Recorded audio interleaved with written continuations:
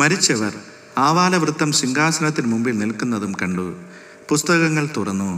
ജീവന്റെ പുസ്തകം എന്ന മറ്റൊരു പുസ്തകവും തുറന്നു. പുസ്തകങ്ങളെ എഴുതിയിരിക്കുന്നതിന് ഒത്തവണ്ണം മരിച്ചവർക്ക് അവരുടെ പ്രവൃത്തികൾക്കടുത്ത ന്യായവിധി ഉണ്ടായി. സമുദ്രം തന്നിലുള്ള മരിച്ചവരെ ഏൽപ്പിച്ചു കൊടുത്തു. മരണവും പാതാളവും തങ്ങളിലുള്ള മരിച്ചവരെ ഏൽപ്പിച്ചു കൊടുത്തു. ഓരോരുത്തനും അവനവൻ്റെ പ്രവൃത്തികൾക്കടുത്ത വിധി ഉണ്ടായി. മരണത്തെയും പാതാളത്തെയും തീപ്പൊയ്കയിൽ തള്ളിയിട്ടു. ഈ തീപ്പൊയ്ക രണ്ടാമത്തെ മരണം. ജീവപുസ്തകത്തിൽ പേരെഴുതി കാണാത്ത ഏവനെയും തീപ്പൊയ്കയിൽ തള്ളിയിടും. വെളിപ്പാട് പുസ്തകം 20-ാം അധ്യായം 12 മുതൽ 15 വരെയുള്ള വാക്യങ്ങൾ.